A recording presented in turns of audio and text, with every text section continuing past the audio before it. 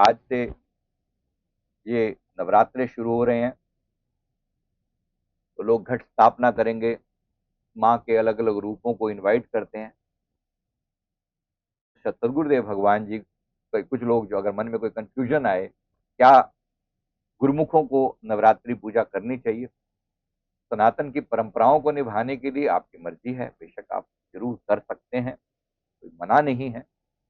पर ये मानिए कि सबके अंदर मेरे सदगुरु का ही वास है, तो वही मातृ स्वरूप पितृ स्वरूप त्वमेव माता च पिता त्वमेव त्वमेव बंधु च सखा त्वमेव। तो हमारे तो वही है, पूर्ण है गुरुदेव मेरे, सब देवों के देव मेरे। इन दिव्य देवता भी जिनके चरण कमलों की आस करते हैं वो सदगुरु हैं। इसलिए अपने मन में अपने सदगुरु पर विश्वास दृढ़ कर, है मेरे मन, अपने सदगुरु पर विश्वास दृढ़ कर। तो ऐसा नहीं कि नाराजगी, क्योंकि लोगों में परंपराएं चली आ रही हैं कि माता नाराज हो जाएंगी। नाराज नहीं कोई होता, कि हमारा मन जो है ना बड़ा तुच्छ है, बिना बात पे अपने मन में भय पैदा करता है। माता रानी को तो खुशी कितनी होगी अगर उनका बच्चा इस लेवल लाइन पे लग जाए जिनको उन्होंने संवारा। ये मेरी बिल्कुल आंखों देखी घटना है जो मैं बताने जा रहा हूँ। जयपुर में एक स्थान पर, एक आश्रम पर हम मैं गया सत्संग के लिए, तो वहां पर सेवा लगी हुई थी। तो वहां पर एक बहन ने हमें बताया, उनको तो कभी नया सत्संग में आए तो नाम साहब, सत्संग हुआ तो नाम के बारे में प्रेरणा पैदा हुई। तो धीरे धीरे उसके ने कहा कि पहले तो मैं जो है माता रानी को मानती रही थी, जल्दी ही रिसेंटली थोड़े दिन पहले ही उन्होंने नाम लिया था। उन्होंने कहा पहले तो मैं तो सारे दिन माता रानी को मानती थी सारा जीवन, और मेरे मन के भाव ऐसे थे कि जैसे मतलब मुझे प्रत्यक्ष दर्शन हुआ करते थे माँ के। बड़ी बात, बहुत बड़ी बात है। एक भक्ति की पराकाष्ठा है जहां पर कि आपको प्रत्यक्ष उनका होना अनुभव होता है। आपको होते हैं अपने इष्ट की फीलिंग, होने की फीलिंग होती है, होती है। अपने इष्ट के होने की फीलिंग होती है कि मेरे इष्ट मेरे साथ है, मेरे भगवान मेरे साथ है। एक तो एहसास होना, एहसास तो सेवक को होना ही चाहिए, लेकिन प्रत्यक्ष दिखना। ने कहा कि मुझे प्रत्यक्ष दर्शन दिया करती थी माता, मैं जब जब भाव से बुलाती माँ दर्शन देती और मुझसे रूबरू बात किया करती। बड़ी सुंदर बात है। अच्छा, फिर उन्होंने कहा कि जब मुझे नामदान मिल गया तो मैंने माँ से तो मैं तब भी मैंने जो है ना अपना वो जाप जारी रखा, जो माँ का जो है वो जाप जारी रखा। तो मैं, जब मेरे से बात हुई तो उन्होंने कहा कि मैं ऐसे ऐसे वो जाप माँ का करती हूँ, मुझे माँ के दर्शन होते हैं। मैंने कहा अब तो आप नाम जो है ना, अब तो आपने नाम दान ले लिया है, तो गुरु महाराज जी का नाम जपा करो। उसने कहा कि मैं नाम जप, जो नाम जपूंगी अगर, तो मुझे जो है ना मेरी माता नाराज तो नहीं हो जाएंगी, माता नाराज तो नहीं हो जाएंगी। तो माता नाराज नहीं होते, बिल्कुल भी नाराज नहीं होते जब आप गुरु महाराज जी का नाम, क्योंकि गुरु महाराज एक हायर स्कूल में है। मतलब समझो कि प्राइमरी का बच्चा अब सेकेंडरी में शिफ्ट कर गया है, या उससे ऊपर ग्रेजुएशन या पोस्ट ग्रेजुएशन के लेवल पर अगर गेम पहुंच गया है, तो नीचे स्कूल वाले टीचरों को नाराजगी थोड़ी होगी कि भाई तूने तो, मैंने तो तेरे को यहाँ पढ़ाया था 5वीं क्लास में, तू आज जो है ना ट्वेल्थ में हो गया या ग्रेजुएशन में हो गया, मुझे अच्छा नहीं लग रहा। अच्छा क्यों नहीं लग रहा, उसको तो बहुत अच्छा लगेगा। तो मैंने उनसे कहा, मैंने कहा कि आप ना एक काम करना, माँ से प्रार्थना करना। अगर आपको दर्शन होते ही हैं तो माँ से प्रार्थना करना कि माँ मुझे सचखंड धाम ले चलो, मुझे मुक्ति चाहिए। ये माँ से प्रार्थना करके देखना, फिर आपको पता चलेगा फैक्ट क्या है। तो उन्होंने आंतरिक रूप से ध्यान में माँ के आगे प्रार्थना करी कि हे माँ, मुझे मुक्ति चाहिए, मुझे संसार के जन्म मरण के चक्कर से बाहर निकलना है, मुझे परम मोक्ष चाहिए। देखो याद रखना, देवी देवता भी मुक्ति देते हैं, इनकी मुक्ति लेकिन डिफरेंट टाइप की होती है। जैसे अगर भगवान शिव मुक्ति देंगे तो अपने लोक में रख लेंगे, मैंने आपको बताया था सालोक्य मुक्ति, सामीप्य मुक्ति, सायुज्य मुक्ति, सारूप्य मुक्ति, 4 तरह की मुक्ति। तो ये क्या करेंगे, अपने अपने लोक में रख लेंगे, लेकिन इनका लोक भी स्थिर नहीं है, परमानेंट नहीं। सदगुरु की जो मुक्ति है ना, वो परमानेंट है, क्योंकि आत्मा को जो अवेकनिंग सदगुरु दे रहे हैं, वो कोई दूसरा थोड़ी दे रहे हैं। आप खुद जानते हैं अच्छे से कि गुरु चरणों में आए बगैर आप देवी देवताओं की पूजा हम सदा करते रहे, पूजनीय है वो, पूजनीय है। जैसे अपने जो स्कूल, प्राइमरी स्कूल के टीचर हैं, क्या वो हमारे लिए आदरणीय नहीं है? बिल्कुल है, उनको नमस्कार है बार बार उनके, पर उनके यहाँ नियम है। और जैसे हम थोड़े बड़े हो लेवल पर आ गए, तो हमने अब हमें सदगुरु मिल गए। अगर गुरु महाराज मिल गए तो वो ये ना सोचे कि गुरु मिल गए तो अब मैं ये काम नहीं करूंगा तो ये सब नाराज हो जाएंगे। नाराज नहीं होते, इनको बड़ी खुशी होती है। जाहिर सी बात है ना। देखो छोटे बच्चे के लिए सारे नियम चलते हैं, छोटे स्कूल में जाओ, मतलब प्राइमरी स्कूल में बच्चों को ये वाली ड्रेस पहननी है, ये वाला टिफिन ऐसे लेकर आना है, ऐसे है ना, ये टाई होनी चाहिए, ऐसी होनी चाहिए, कलर की, वो कलर की, ये वाली टाइमिंग है, फलाना आइटम का, सारी बातें होती है ना। लेकिन जैसे जैसे बच्चा और हायर चला जाता है, कॉलेज में कोई ऐसे नियम नहीं होते बहुत ज्यादा, 80% अटेंडेंस हो जाए बस मामला पार है। यानी कि आने जाने की बहुत ज्यादा टेंशन नहीं है कि ये ड्रेस कोड के वो ड्रेस कोड। धीरे धीरे और ऊपर बड़े पीएचडी लेवल पर अगर कोई चला जाए, उसमें तो ये भी जरूरी नहीं है, उसमें कि प्रोजेक्ट कंप्लीट होना चाहिए। 1 साल में, 1.5 साल में, 2 साल में, 3 साल में, 4 साल में भी हो जाए, पीएचडी कंप्लीट होनी चाहिए। उसमें फोर्स नहीं किया जाता। तो समझो ये पीएचडी की पढ़ाई कर रहे हो आप।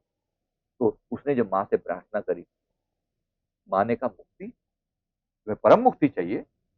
हाँ, परम मुक्ति चाहिए। तो माँ ने ध्यान में, उस बहन ने मुझे कहा कि मैंने ध्यान में माँ से परम मुक्ति की जब मांग करी, माँ पहले तो बड़ी भावुक हो गई। तुझे परमहंस मिल गए हैं पता है? माँ कह रही है उसे, तुझे परमहंस मिल गए हैं, तुम्हें पता है कौन है वो? हाँ मुझे तो नहीं पता, आप बताओ, मुझे तो ले चलो, मैंने तो बस सुना है, मैं तो अपनी सहेली के साथ जो है वहां गई थी, कुटिया में आश्रम में गई थी, और वहां पे मुझे नामदान दे दिए, मुझे तो पूरी बात भी नहीं पता ढंग से कि है क्या। तो माँ ने उसका हाथ पकड़ा आंतरिक रूप से, ध्यान में आंखें बंद करके बैठी हैं, जाप चल रहा है और अंदर की लीला बता रही हैं कि वो, माँ ने उसका हाथ पकड़ा और कहती हाँ चल, देख चलती हूँ तेरे को तेरे सतगुरु के धाम लेके चल।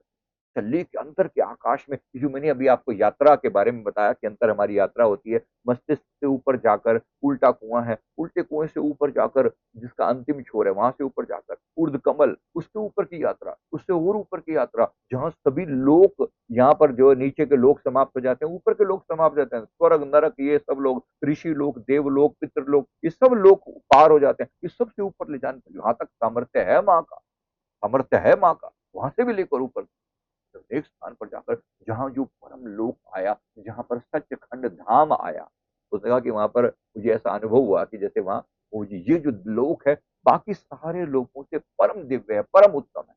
इतना सुंदर और इतना देदीप्यमान था कि उसका जो द्वार था ना, उसका जो द्वार, उसके द्वार की जो चमक थी, वो नीचे के सारे लोगों को रोशनी दे रही थी। मुझे ऐसा फील हो रहा था कि जैसे ये पावर हाउस है और उससे लाइट निकल निकल कर नीचे के लोगों को जा रही है, ये उसका अनुभव था। वहां से लाइट निकल रही है और नीचे के लोगों को प्रकाशित कर रही है। तो नीचे ऋषि लोग, जो नीचे के बाकी लोग हैं, उन्होंने कहा कि स्वर्ग नरक की तो बात क्या, मतलब स्वर्ग नरक और पितृलोक जो नीचे रह गए, वो तो बिल्कुल ऐसा लग रहा था जैसे इसी की लाइट से चमक रहे हैं। लेकिन इसकी रोशनी इतनी दिव्य है कि संपूर्ण ब्रह्मांड को आलोकित कर रही है, इतनी दिव्यता है इसकी। गेट गेट की रोशनी, केवल गेट की बात, उसने कहा कि गेट तो मुझे ऐसा दिख रहा था, उसके बाद मुझे ऐसा दिख रहा था कि लंबा रास्ता है गेट के अंदर, और उसके एंड में जाकर एक विराट भवन है, एक विराट, वो है सदगुरु का धाम, वो महल, वो अनंत अनंत अनंत फैला हुआ है ऐसे। माँ ने उस गेट के पास मुझे रोक दिया और कहा कि बेटी, अब यहां से आगे की यात्रा तेरी, अब यहां से आगे की यात्रा तेरी, तो जा, ये परमहंसों का दिव्य धाम है, ये परमहंसों का दिव्य धाम है। और कहा, माँ ने वहां से साष्टांग दंडवत प्रणाम किया। माँ ने कहा मैं साष्टांग दंडवत प्रणाम करती हूँ, मैं यहां तक तुम्हें ला सकती थी, मैं यहां तक तुम्हें ला सकती थी, मैंने जो प्रयास किया तुम्हें यहाँ तक लाने के लिए, जो भी एफर्ट डाले, मैं गुरुदेव के चरणों में, अगर तुम जाओ, तुम्हें नामदान मिला है, धन्य भागी हो कि तुम्हें सदगुरु का नाम मिला हुआ है, तुम यहाँ से आगे की यात्रा कर सकती हो।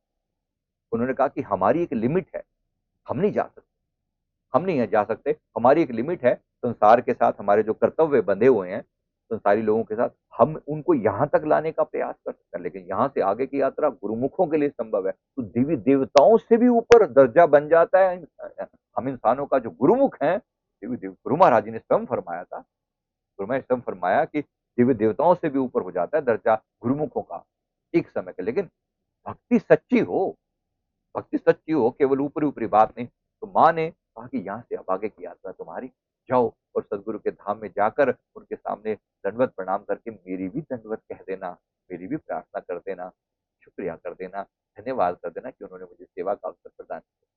ये गुरु महाराज की हस्ती है, ये गुरु महाराज की हस्ती है, मेरे परमहंस जी, सब देवों के देव मेरे, ये परमहंस है देव मेरे, ये सब देवों के देव मेरे। जहाँ से वो परम देदीप्यमान सदगुरु का जो सुंदर स्वरूप है, धन्य धन्य भाग ऐसे गुरु मिले हैं। तो बेशक संसार की नियम निभाओ, परंपरा लोगों के मन में आता है कि भाई करें कि नहीं करें, बेशक संसार की परंपराएं निभाओ, आपको अच्छा लगता है तो करो, लेकिन अब जरूरत, जरूरत नहीं है, जरूरत तो अब सब सर्वोच्च लेवल पर पहुंच चुके हो। अब आप जब नाम का जाप कर रहे हो, जो गुप्त मंत्र सदगुरु का दिया उसका जाप कर रहे हो, सब आ गया उसके अंदर, सब आए उस एक में, डाल पात फल फूल, कहो पीछे अब क्या रहा, गह पकड़ा जब मूल। मैंने कहा ना कि वो ऐसा पावर हाउस है सदगुरु का लोक, जिससे सभी लोगों को रोशनी पहुंच रही है। तो इसलिए निश्चिंत होकर सदगुरु के नाम का सहारा लेकर पकड़ लो, मन से सब तरह की वो बातें मिटाकर। हाँ, अब जो लोग कच्चे हैं, जो लोग अभी इनका नए नए लगे हैं, उनको लगता है नहीं नहीं, मैं तो इतने टाइम से माता की पूजा कर रहा हूँ, घर में स्थापना होती है और सब होता है, क्या मैं सब छोड़ दूं? फोर्स नहीं है किसी को, ना ही ये कहा जा रहा है कि उनके अंदर ताकत नहीं है, बिल्कुल ताकत। उन देवी देवताओं की बड़ी अच्छी उनकी कृपा है। लेकिन ये समझ लें कि सदगुरु की जाप कर लिया तो सब समा गया। सब आए उस एक में, डाल पात फल फूल, कहो पीछे अब क्या रहा, गह पकड़ा जब मूल। जड़ को पानी दे दिया तो पत्तों को, अलग अलग शाखाओं को पानी देने की जरूरत नहीं। तो सदगुरु क्या है? सदगुरु जड़ है, और वहां से अलग अलग शाखाएं निकली हैं, पत्ते निकले हैं, और तना निकला है, फूल निकले हैं, फल निकले हैं। सबको पानी अपने आप पहुंच जाएगा, सब अपने आप संतुष्ट हो जाएंगे। एक सदगुरु राजी हो गए तो सब राजी हो गए। तो इसी प्रकार से गुरु महाराज के चरणों में प्रार्थना करते हुए मन के सारे भ्रम मिटाकर, तो सारी परंपरा निभाना ना निभाना अब आपके ऊपर है, आपकी मर्जी है। कोई फोर्स नहीं किया जा रहा कि करो ये मत करो, आपकी मर्जी है, करो ना करो। लेकिन जिसने सदगुरु का नाम जाप कर लिया, और वो भी ब्रह्म मुहूर्त में उठकर, उसके लिए कोई कर्तव्य शेष नहीं। अच्छे से समझ लेंगे इसको, और अपनी आत्मा का कल्याण कर लिया, तो याद रखना देवी देवताओं की सबकी प्रसन्नता हो जाएगी, सबकी सब जय जयकार हो जाएगी, धन्यवाद हो जाएगा। सब इनको कितनी खुशी होगी। कोई कोई लोगों को लगता है माता रानी नाराज तो नहीं हो जाएंगी? नाराज नहीं होंगी, उन्हें कितनी खुशी होगी कि उनका पढ़ाया हुआ बच्चा आज पीएचडी लेवल पर पहुंच गया, आज गुरु महाराज के चरणों तक पहुंच गया। माँ को कितनी खुशी होगी। तो ये सोचकर प्रसन्न रहा कीजिए। तो मन में कोई फोर्स नहीं, कोई नेगेटिविटी नहीं, कोई बात नहीं, कोई डर नहीं, बिल्कुल भी डर नहीं। निर्भय होकर भक्ति, निर्भय होकर की जाती है। कामी क्रोधी लालची इनते भक्ति न होए, भक्ति करे कोई सूरमा जाति वर्ण कुल खोए। कोई सूरमा भक्ति करता है, वो भी जाति वर्ण कुल को खोकर और व्यर्थ की चिंताएं मिटाकर कोई भक्ति हो पाती है। ऐसे वैसे व्यर्थ की चीजों से भक्ति नहीं होती, और ना किसी से डरने से भक्ति होती है। समझ में आ गई होगी। बाकी आपकी मर्जी है, जैसे करना चाहें बेशक कर सकते हैं। नमस्कार है। संसार की परंपराएं निभानी है, क्योंकि हम तो बात करते हैं, जाहिर सी बात है, हमें सनातन की चीजों को भी लोगों को जोड़ना है।